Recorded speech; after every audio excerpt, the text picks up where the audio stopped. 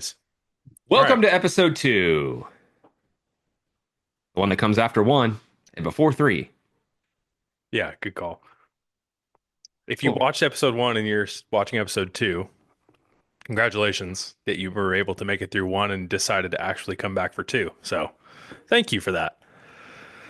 Sorry about your lost brain cells.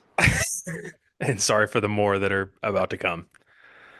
So, Mike, I don't we decided to do this every couple weeks so we come up with more talking points and things to discuss and further. And we pretty much shortly figured out right before we started this that neither one of us came up with good talking points. So we're gonna wing it. We're gonna come up with some great conversations. So how was your weekend? Let's start with that. Well, my weekend was all right.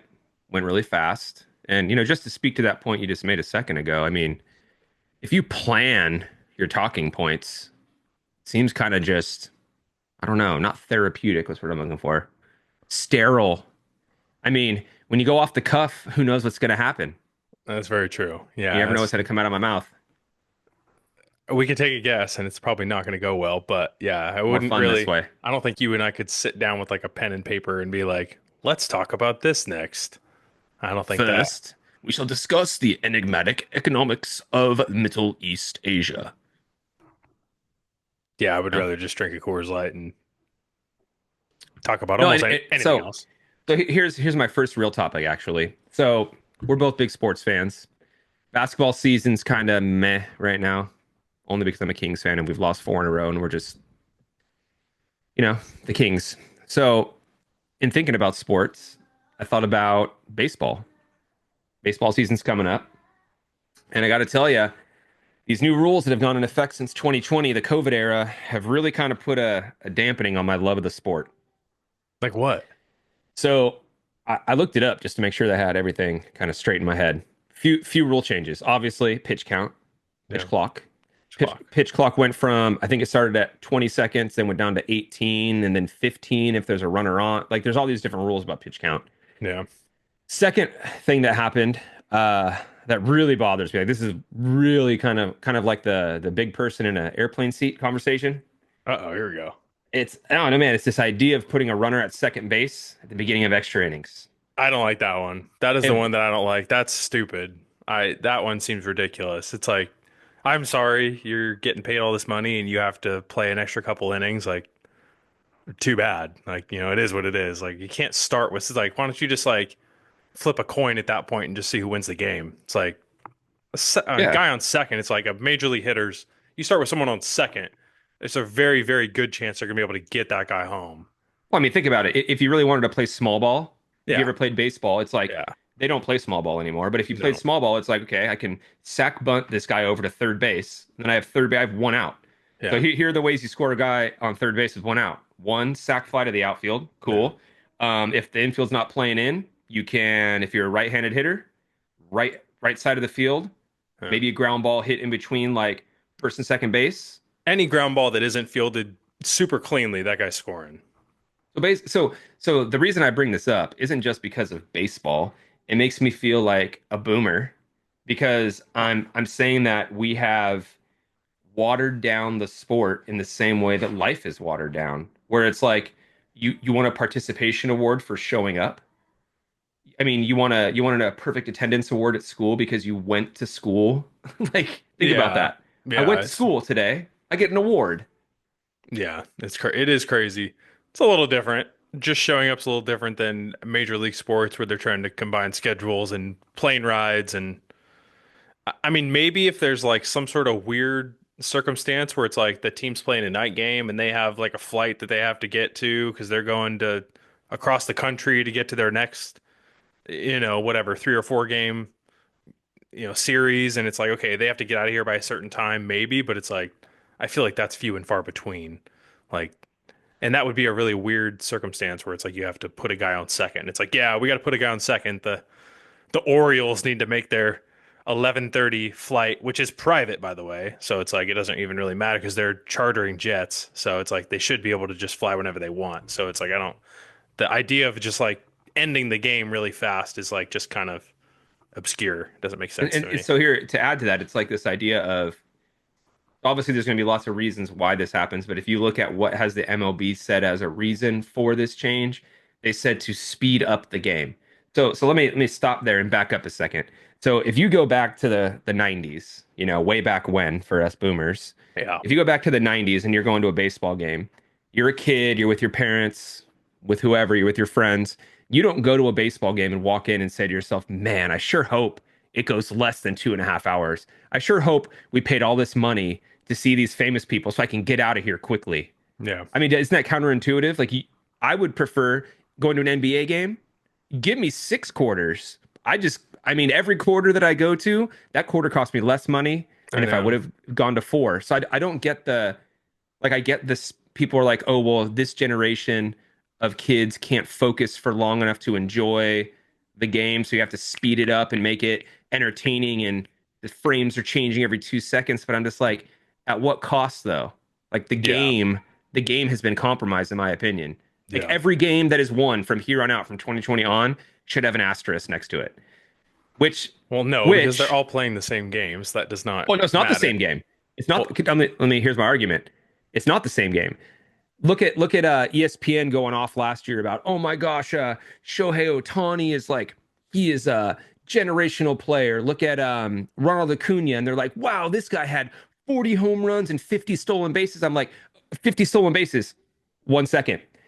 2023, they increased the base size 3 inches from yeah. 15 inches to 18 inches. So the bag is bigger, Yeah. first of all. Second of all, pitchers can only pick over twice. Yeah. So essentially, you're saying you've picked over twice. I'm getting a lead off the bag. I know you can't pick over. So Yeah. all I'm doing is reading first movement. Like how are we even having this conversation of check out all these stolen bases? Yeah, Bro, it's weird. look at Ricky Henderson. If you Yeah. want to see stolen bases, that dude stole those bases that were 15 inches, and the pitcher could pick over whenever he wanted because it's called baseball. Yeah. I just, these rules that more and more changes. I mean, there's stuff now that I tried to read before this podcast, the rule changes for 2025. Yeah. Don't even start me on that. I don't understand it. There's just Yeah. these nuances. I'm just like, where's the purity of the game, man? Yeah. No, the one thing they did that I liked was the shift. I was so tired of seeing six people on the right or left side of the infield. And it's like, no, play your position. Like, you don't need to put all your people in one spot. I don't like the shift one. I agreed with because that's just dumb. Well, okay, let me ask you this question now. I Hold on a know. I second. know what you're going to say. Well, you're professional. You should be able to just hit the ball the other way then. Okay, when you're playing high school baseball, I only went to high school. No, I mean, educational, you know what I'm saying. I played high school baseball. I went to college. I got my education. Don't you worry. I am credentialed. Um, the We used to practice our, during batting, like live batting, our coach would put the L screen up and they're throwing pitches inside like middle plate out. And like your sole mission was to let the ball travel and hit the ball to the right side. And the whole point was like we talked about earlier, you got to run it on third. You want to hit a ground ball to the right side if the infield's playing back to score him. And the same thing is like, dude, you're a major league baseball player. If they want to take all four of those infielders, first, short, second, and third, and stand them all on second base, then learn how to pull the ball or push the ball down the right field line. This whole like Yeah. you can't stand where, bro, stand wherever you want. It's a baseball field. Like if like this game, Mm, think about this. It's the game is defense versus offense, right? So yeah. what's going to win? I mean, it depends if the offense is better than the defense that day. So if the defense is hedging all their bets and they're like, we're going to put everybody on this side because you hit that way, then as an offensive team, change your strategy. Go oppo.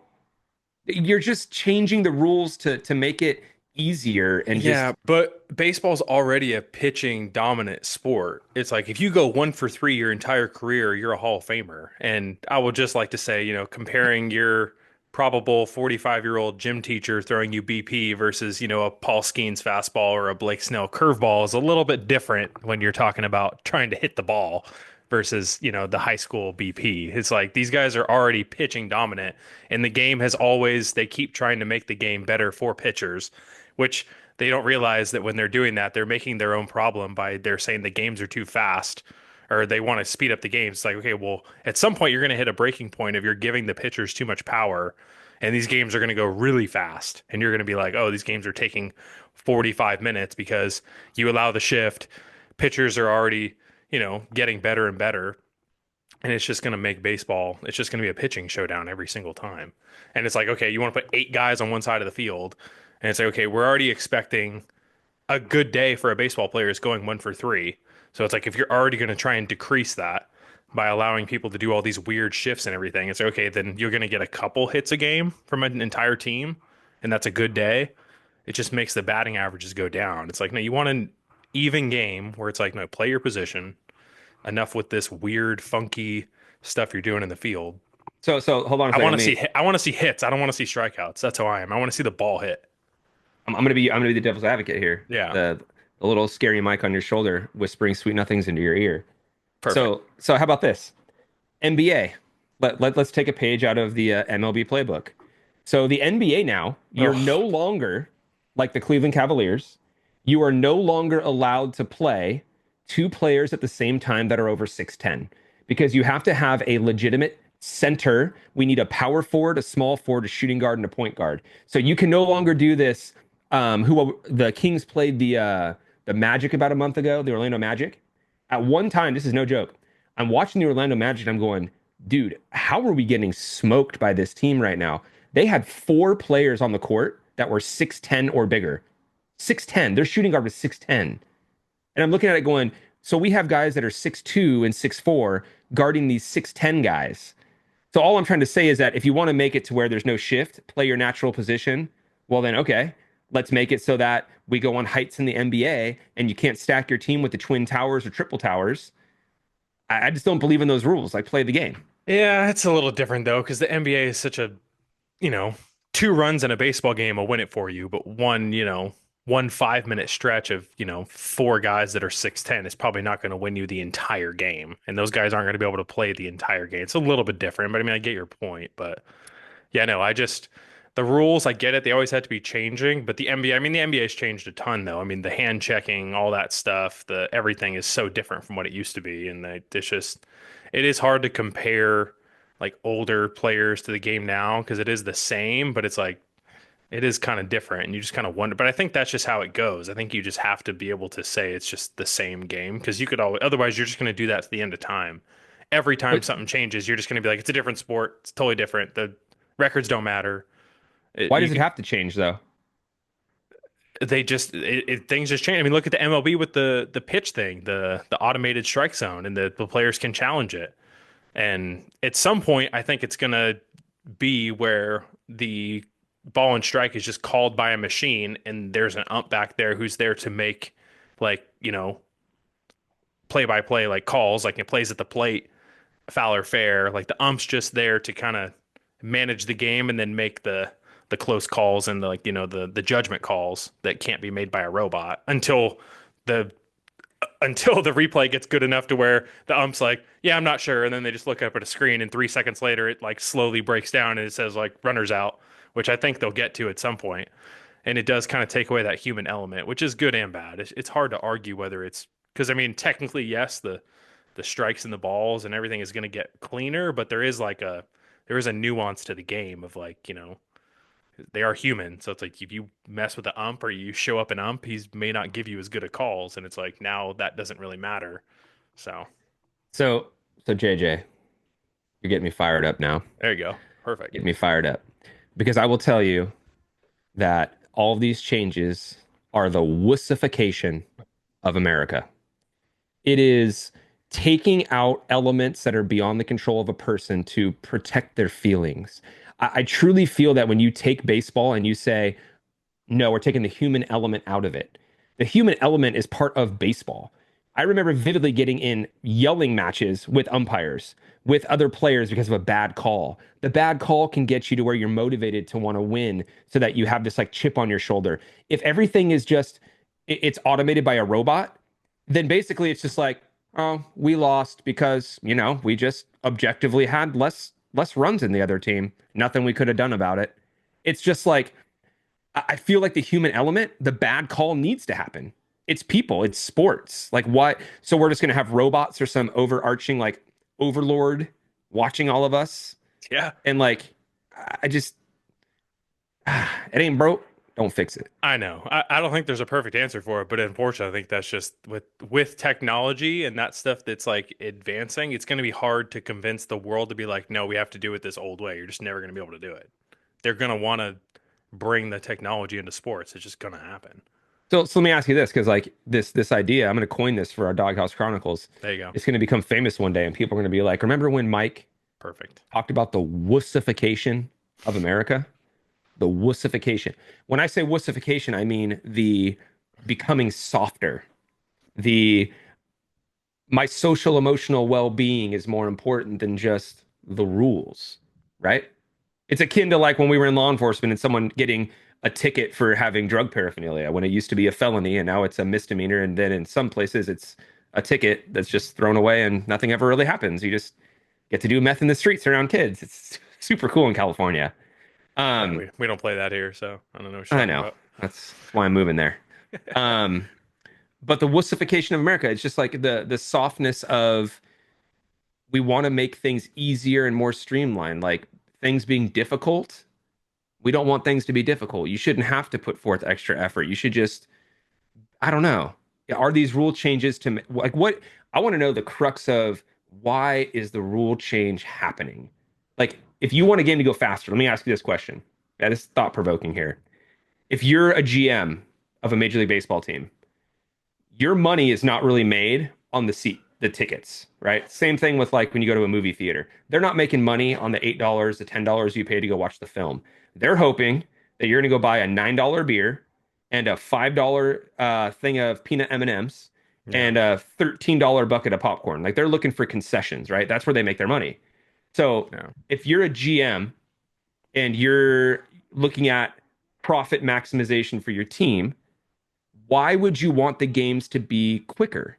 Wouldn't you want people in their seats longer to continue to spend? Wouldn't you want the game to go into like 18 innings every day because you're like, dude, I'm making bank on these people buying concessions.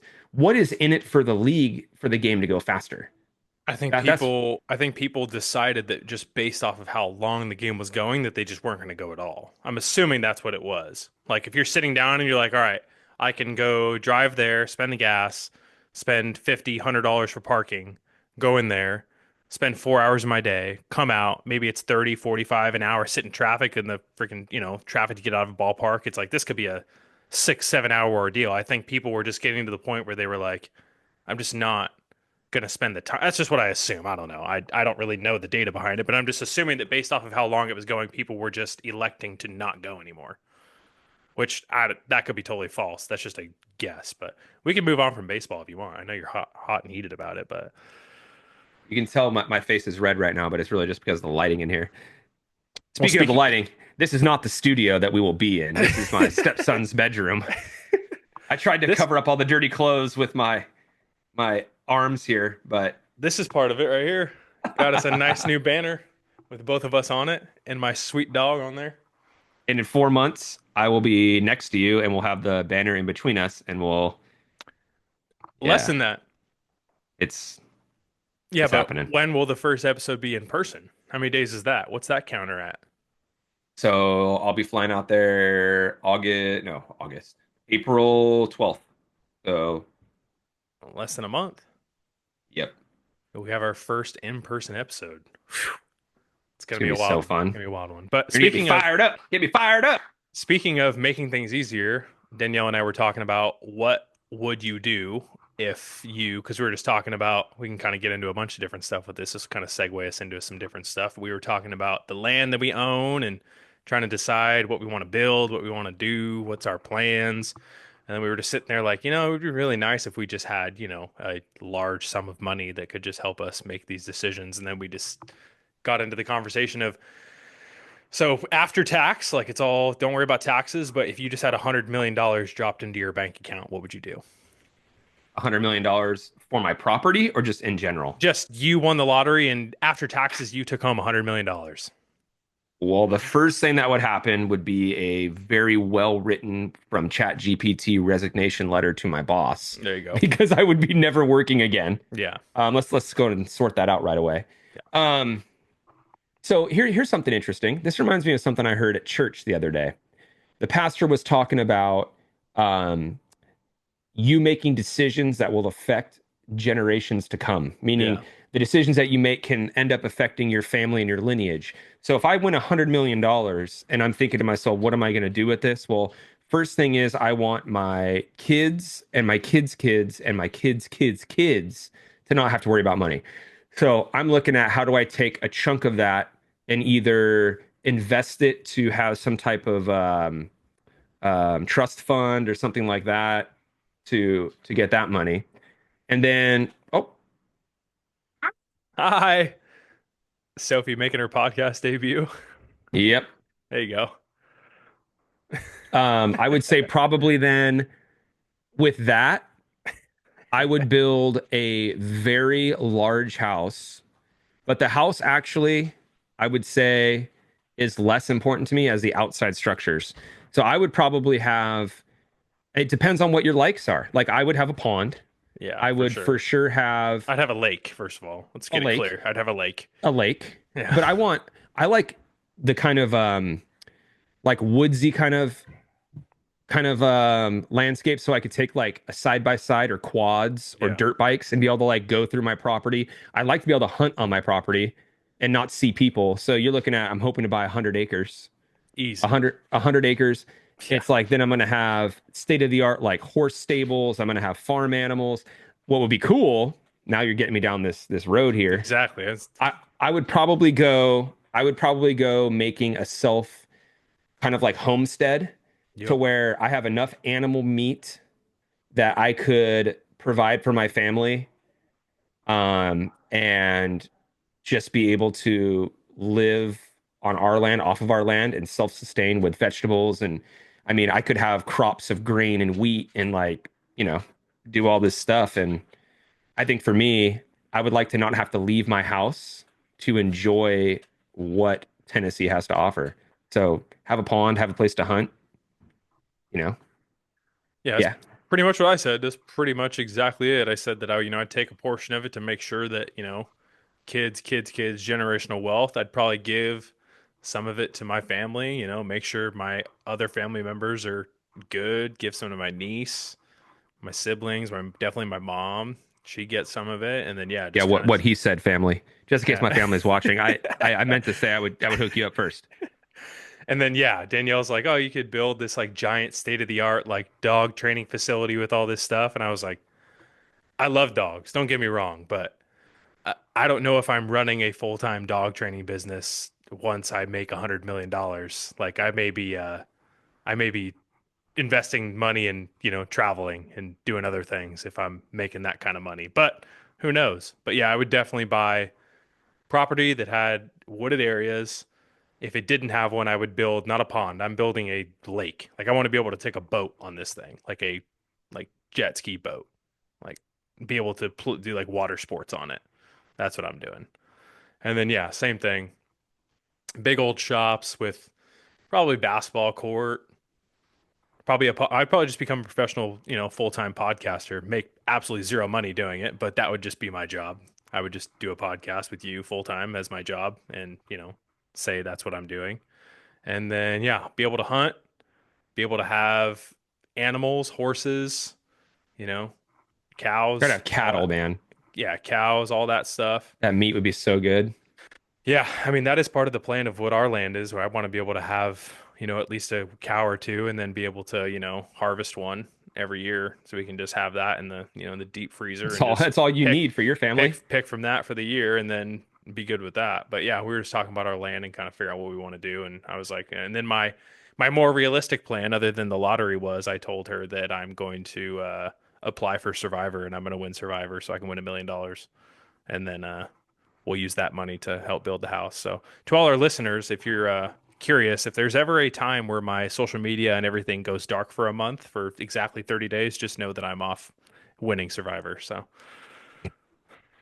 Season 74. it honestly might be. I It's don't on like even know. 48. I know it's high up there, but I have always wanted to go on that show. So, and I'm almost positive that if I was on that show, I would win because I've seen so many Survivor? seasons. Oh yeah. I've always wanted to be on Naked and Afraid.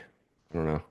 I think you do that constantly, so I don't think you have to have a camera follow you around What I do in the comfort of my own home is none of your business. or in your backyard. Absolutely not. No, it's cold out there. Kidding me? No, I would only do that if I was wearing animal robes like the Vikings do on that Netflix show. There you Keep go. my to keep myself warm. Yeah, that's a good Uh, question. You know, one thing when you're talking though, one thing I forgot that I would add for those people that are anti-Second Amendment, please put on earmuffs now because what you're about to hear will definitely hurt your feelings. Um, Dude, I would have inside of my house the largest safe room you've ever seen to where you like, I want one of those, like, remember in Batman where they have like in those big bank vaults, they have those giant vaults with those spinning handles that open them and then like this big old oh yeah. circular door. I want a vault like that to where you walk in and then it's just soft mood lighting and then you just smell oak and mahogany. Left side shelving every type of bourbon you could imagine. Soft leather chairs, supple leather chairs. And then on the right side, as you're sniffing your whiskey with your friend, you just have a wall of firearms. I mean, Oh yeah. we're talking just like tens of thousands of dollars of every handgun, every rifle, all the ammo and gear. Like I want an RPG, a rocket launcher, maybe some mortars. I don't know. I'm gonna have a tank. I will have a tank. Um, Maybe a helicopter that shoots 50 cal out the side. I don't know. How fun would that be to walk into like John Wick's lair and be like, are we going to smoke a cigar or are we going to blow up a small city? Both sound fun. Your choice.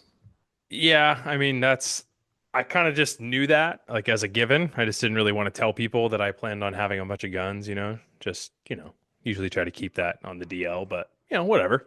Everyone can know that I'm gonna have I mean, you and I were both cops, so it's like I think that people have a pretty good idea that we probably like firearms, I would say. It's probably a good bet. Well, as the great Donald Trump once said, FAFO.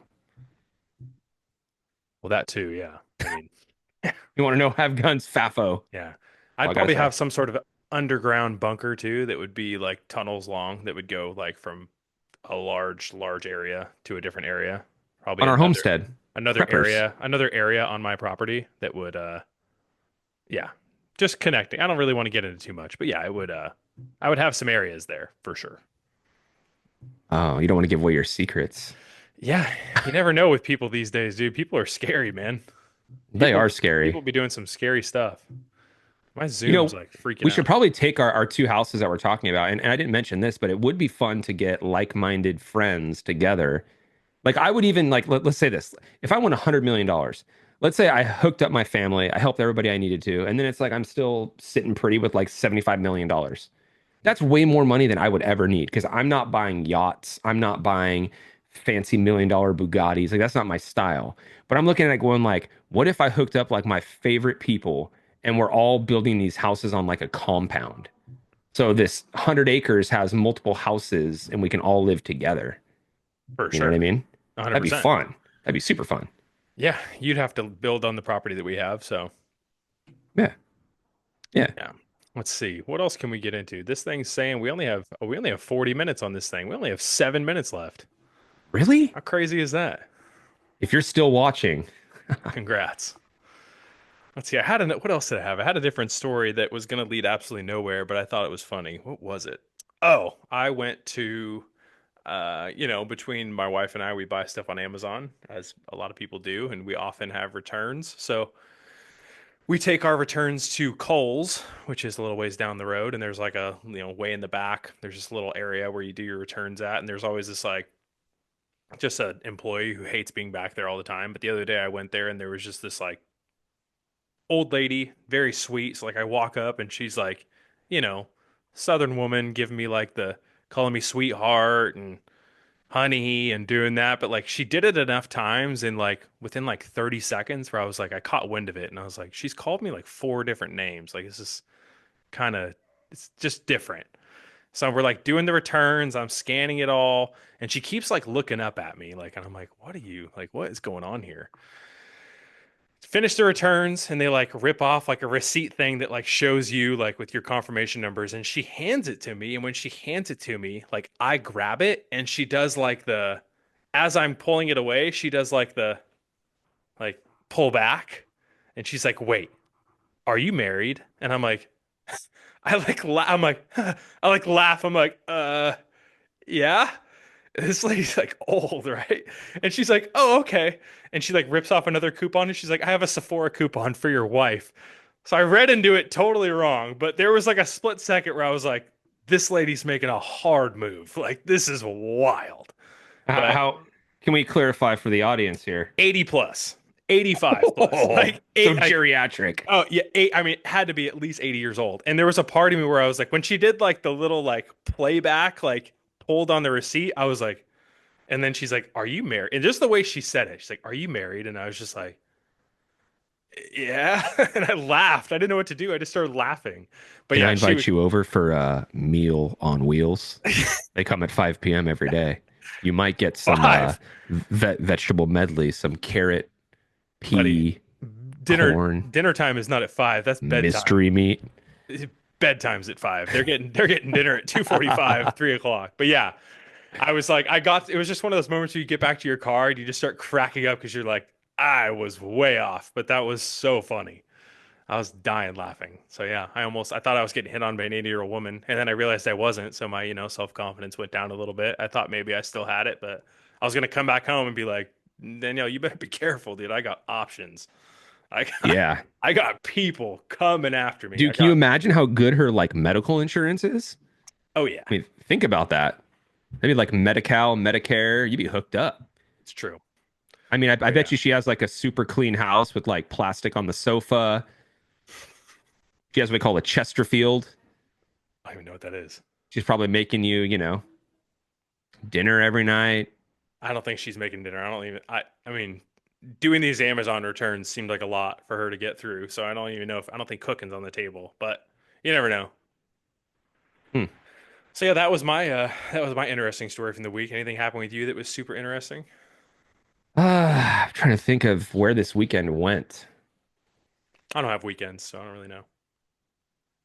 Well, you can see behind me that that's how my weekends usually go.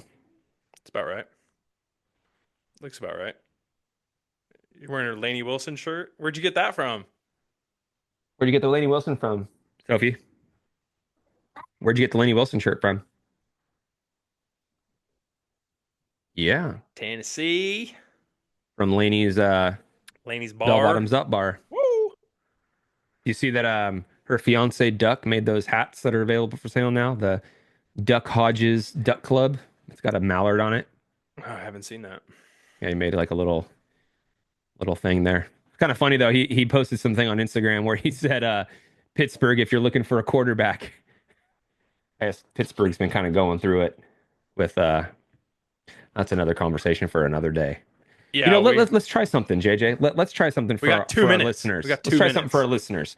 For you listeners out there, I know there are approximately three of you.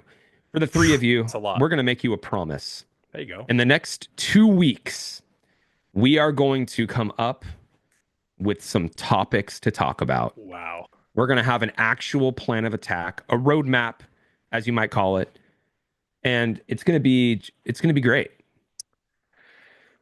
I like where your head is at, but I'm not going to sign off on that and put my name on the fact that we will guarantee them that because there is a chance that we don't. But I like where your headspace is at. You might be able to do that, but I I'm don't going to want do to. it. All right. I'm going to do Well, it. what if I can't talk about the things you bring up? Then what are we going to do? What if we just make a list in the next 2 weeks? The top 10 things that really grind your gears. Buddy, I don't need a list for that. That's off the cuff. I could come all day with that. I could sit down. We could finish this podcast in 30 seconds, sit down and record another one for 40 minutes, and I could go. That's easy. All right. Well, I'm going to make my list. Good. I hate popsicle sticks in traffic. And Popsicle sticks in dude, traffic or popsicle popsicle sticks? sticks. Oh, gives me goosebumps even thinking about it. Oh, Popsicle sticks. Mine's paper straws. oh gosh. Paper Oh, straws. I don't need something falling apart in my mouth while I'm trying to take a sip of my drink. That's pass. people with pink hair, green hair, blue hair. People that don't know how to drive. There's like 400 different things I can think about. The Just probably, nose ring, the one that goes through your septum or whatever that thing is called, where it looks like it's a bullhorn or a bull ring. yeah. I've never been a friend with someone like that. We have less than a minute. You got anything left to say before we conclude our episode? You know, stay positive. I went to a marriage connection yesterday with my wife at church, and we had some discussions about how to communicate effectively. And one of the things that we talked about was the power of perception. So when your days are feeling negative, remember that it's all about how you look at things. So you can take a negative and turn it positive. Like instead of saying, I like it when you don't criticize me, instead say, I love it when you praise me.